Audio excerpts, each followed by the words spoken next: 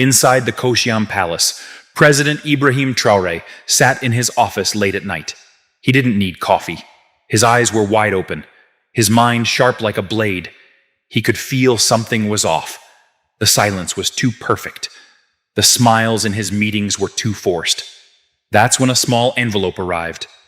No name, no stamp, just 4 words written in rushed handwriting. Be careful. It's inside. Traore opened it and found a piece of paper with a list of names, all from the military. Some he trusted, some were even part of his inner team. But what was this? The next morning, he called Captain Naba Zongo, the same young officer who helped uncover the spy months ago. Zongo, he said, I need you again. Quietly. No one must know, not even the generals. Zongo saluted. Yes, Mr. President Traore handed him the list. These names, follow them. Don't question. Just observe. We're walking into something big.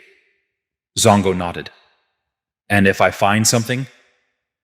Don't report by phone. Come to me directly. This is not just politics. This is war. That night, Zongo disappeared into the shadows. He changed his clothes, used a false name, and moved like a ghost. He didn't trust anyone, not even fellow officers. He started watching one name from the list. Colonel Dabire, commander of the 3rd Infantry. Dabire was a respected man, brave, smart. But something wasn't right. Zongo followed him to a quiet compound on the edge of the city.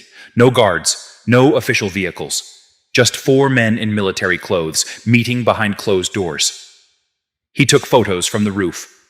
He recorded parts of their conversation through a crack in the window. He couldn't believe what he heard. The president moves too fast. He cut the foreign deals. Now the funding is low. If we don't act soon, we lose everything.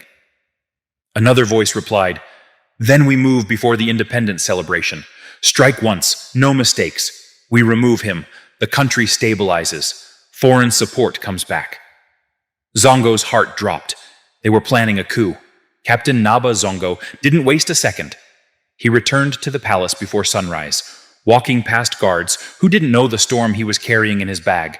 The photos, the recordings, and the names of men ready to bring down the country from the inside. President Ibrahim Traore was already awake, standing on the balcony, watching the dark sky turn gray. Zongo saluted, handed him the files, and said quietly, It's real, sir. They're planning to remove you before the independence celebration. They've already picked a replacement. Traore didn't flinch. He opened the file slowly, studied each face, and listened to the recorded voices like a hunter studying his prey. Then he said, We don't panic. We prepare. He called a secret meeting, not in the palace, but in an abandoned command post outside the city. Only 5 people were invited. No phones, no communication, not even his own guards knew where he was going. Inside that dusty old room, he laid out the evidence on a wooden table. These men are not just rebels, he said. They are trained officers. Some of them fought beside me. Some I shared meals with. And now, they are planning to stab the country in the back.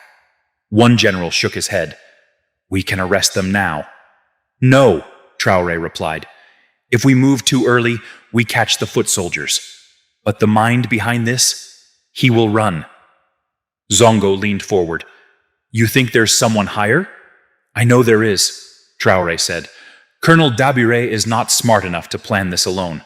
Someone else is pulling the strings. They all went quiet. Traore's eyes narrowed. We let them go ahead, just far enough. Then we strike. For the next 5 days, the president lived a double life. In public, he gave speeches, shook hands, and smiled for the cameras. But behind the scenes, he was moving his loyal forces, checking weapons, and locking down key places, the airport, the national radio station, the barracks. Zongo infiltrated deeper. He followed the coup plotters as they met foreign-looking men late at night. He watched money being exchanged, big amounts. He heard one of them say, Once the president is gone, France will return. Everything will go back to normal. Zongo almost burst in that night. But he remembered the president's order. Not yet. On the sixth day, Traore got the message he had been waiting for. The coup leaders planned to make their move on Sunday night, just before the flag-raising ceremony. They would strike during a fake training drill. One of the generals had already moved loyal troops to surround the palace. And the one behind it all? His name appeared in Zongo's final report. Someone no one expected. Someone right next to the president. The name in Zongo's final report hit like thunder. General Yakuba Serey, one of the most respected officers in the country. A man the public admired. A man who stood beside President Traore during speeches, military parades, and national events. Traore sat alone in his office, holding the file in both hands. His jaw was tight. His eyes didn't blink. Of all people, Serey? They had shared a tent in battle, eaten from the same pot in the bush, fought side by side during the uprising. When Traore rose to power, it was Serey who stood by him on the balcony, raising his fist to the crowd. Now he was the one trying to tear it all down. The betrayal burned deep. Captain Zongo stood silently nearby, waiting. He could see the weight in the president's eyes. But Traore didn't break. He didn't speak with emotion. He stood up and said, "Prepare for Operation Storm Night." That evening, inside the underground war room, the trusted team gathered. A full map of Ouagadougou was spread on the table. Lights marked key spots: the palace, military base, radio tower, airport, and the secret house where the coup leaders would meet. Traore looked at each face in the room. His voice was calm but sharp. "We let them believe they've already won. Tomorrow night, they will move, but we'll be waiting. No escape, no warning. This must be clean and quiet. Burkina Faso must wake up in peace." Zongo pointed to a small square near the outskirts. "General Serey will be here, with Colonel Dabere and the others. If we capture him, we end the plan at its head." The team nodded. Traore added one more order. "Capture, do not kill. I want the people to see with their own eyes who betrayed them." The night before the coup, Traore slept only 1 hour. He wore plain clothes and drove himself to the command point. No one recognized him in the dark. No sirens, no guards, just him and the truth. At 11:47 p.m., the fake training drill began. Soldiers loyal to Serey moved toward the palace, but they were met with confusion. All the gates were already under tight control. Guards who were supposed to be part of the coup were quietly replaced the day before. At 12:08 a.m., the coup leaders arrived at their secret meeting point and walked into a trap. Zongo led the unit. "Down! On your knees! Drop your weapons!" Dabire reached for his gun, but was tackled to the ground. Serey raised his hands slowly, his face pale. He had no fight left. "You?" he said, looking at Zongo. "You were the shadow." "No," Zongo replied. "I was the mirror. You betrayed yourself." By dawn, the streets of Ouagadougou were calm. The sun rose like any other day. Shops opened. Children walked to school. Radios played soft music. But behind the scenes, the country had escaped disaster. In a single night, President Ibrahim Traore had stopped a full-blown military coup. Not with loud force, but with quiet precision. The coup leaders were taken to a secure location, far from the city. No public noise, no media alerts. The people didn't even know what had happened. Not yet, but Traore knew he couldn't keep it hidden for long. At 7:30 a.m., he walked into the press room at the Koshiam Palace, dressed in his army uniform. No suit, no ceremony. His face was calm, but serious. Cameras flashed. Journalists sat up straighter. He spoke slowly. "Last night, your country was almost taken from you," he began. "A small group of men, trained, armed, and dressed like patriots, tried to undo everything we've built." The room went silent. "They didn't come from outside," he said. "They came from within, from our own ranks, from people who smiled at us during the day, but plotted our downfall at night." He paused. But they forgot one thing. Burkina Faso is not for sale, not to old powers, not to money, not to fear. A few reporters had tears in their eyes. Some were frozen in shock. Those behind this plot have been arrested. They will face justice, not because we seek revenge, but because we must protect truth. We must protect the people. Outside, the crowd was growing. People had begun to hear. Whispers turned into questions. Questions turned into anger. Then came cheers. Traore ended his speech with one powerful line. You cannot kill a tree that has roots in the people. I serve the people. I stand with the people. And I will fall with the people. But I will never fall for the enemy. That day, across social media, images of the president standing firm went viral. No one expected such calm leadership. No one expected the president to be 10 steps ahead. In the afternoon, he visited the army headquarters and spoke to the loyal soldiers. You held the line, he told them. You didn't join the darkness. And because of that, the light still shines. He gave each of them a small pin, the symbol of the revolution, a black star on red.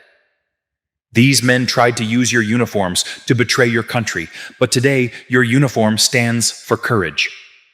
Meanwhile, the people had just one question on their lips. How did he know? The answer was even more shocking. While the country celebrated and foreign news began to report what had happened in Ouagadougou, only a few people knew the full truth behind how the plot was stopped in time. It wasn't just the list in the envelope.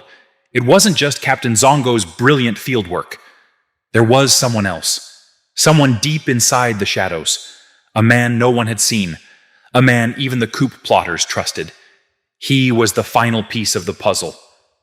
President Traore sat in a private room with Zongo, going over the files one last time. There was one name Zongo had left out of the reports, one name he gave directly to the president in a sealed file. He was one of them, Zongo said. But he came to me. Traore raised an eyebrow. You mean he switched sides? Zongo nodded. He was promised a new life in Europe. They said they would give him a house, a salary, everything, if the coup worked. But he couldn't do it. He said, I believe in Traore more than I believe in Paris. Traore didn't smile. He just leaned forward and opened the file. Sergeant Karim Sawadogo, an ordinary soldier in the 3rd Infantry. No rank, no medals, but he had been in every meeting, heard every plan. He kept notes, recorded voices, and passed them on secretly to Zongo while risking his own life. He could have escaped, Zongo said. He could have let it happen. But he chose to serve the truth. Traore nodded slowly. Bring him to me. That evening, the young sergeant entered the president's office nervously. He was sweating, his hands stiff by his sides. Traore walked over and placed a hand on his shoulder. You didn't have to do what you did, he said quietly. You had every reason to stay silent. But you stood up for your country. Karim's voice was soft. You once said in a speech, the fight for Africa is not for the loud ones, it's for the loyal ones. That stayed in my heart. Traore looked him in the eye. You've done more for this country in silence than others have done with loud speeches. He handed him a new rank badge. From today, you're no longer a hidden soldier. You are a protector of the people. Karim saluted with tears in his eyes, but not everyone was crying for joy. The foreign powers who backed the coup were embarrassed. They denied everything. They said, Burkina Faso is imagining things. But they knew their plan had failed. And the man who ruined their plan, a young soldier, a quiet officer, and a president who refused to bow. But the fight was not over. The people of Burkina Faso had been saved this time. But how many other plans were hiding in the dark? President Traore made a decision that night. No more surprises. No more shadows. He would clean the system from top to bottom. And he would start with the ones wearing uniforms, and hiding knives behind their backs. The days that followed were not quiet. The failed coup had left a crack in the system, and President Ibrahim Traore was not going to let that crack grow into a wound. He didn't wait for the dust to settle. One by one, he summoned every senior officer, every regional commander, every high-ranking bureaucrat in the security system. No more hiding, no more pretending. Each one was asked a simple question. Where were you the night the country almost died? Some answered with pride, some with shame. A few stayed silent. But Ibrahim was not hunting for revenge. He was hunting for truth. He formed a new committee, led by Captain Zongo and a team of trusted civilians, teachers, lawyers, retired officers, even market leaders, people with no loyalty to titles, only to justice. They were given full power to investigate corruption and loyalty in every department of the armed forces. The streets of Ouagadougou watched in amazement. Officers who once walked with pride were seen being questioned, their assets frozen, their homes searched. New officers, younger and loyal to the people, were promoted. For once, merit replaced favor. But the boldest move came 10 days later. Traore walked into the National Defense Council, a room filled with powerful men who had ruled from behind desks for years. Some looked nervous, some looked angry. He stood at the center, his voice strong. I was almost killed because some of you value power more than the people. That ends today. He pulled a document from his coat and placed it on the table. This is a full reformation plan. Military salaries will be public. Promotion must go through citizen review, and no foreign link will be allowed unless approved by this nation's heart, its people. A few generals stood up. One tried to object. Traore cut him off. If you have a problem, the door is open. You can walk out and find a job in France. But in Burkina Faso, we are done being servants. One by one, the old wolves left, and the new lions entered. Meanwhile, the people were watching closely. Every day, the radio told them another corrupt official had been removed. Every week, they saw new young leaders from their own villages taking positions of power. For once, they saw a government that didn't just speak of justice, it acted on it. But Traore was still not finished. In a surprise visit, he went to a military training camp and gathered young cadets. No media, no cameras, just him and the next generation. He told them, "Your weapon is not your gun, it's your loyalty. The future of Africa depends on men and women who do not bend when offered money. Stay poor with honor, and you will die rich in respect." The cadets rose and shouted in unison, "For the people, for Burkina Faso." That night, Ibrahim Traore returned to the palace. He stood alone, looking out at the quiet city lights.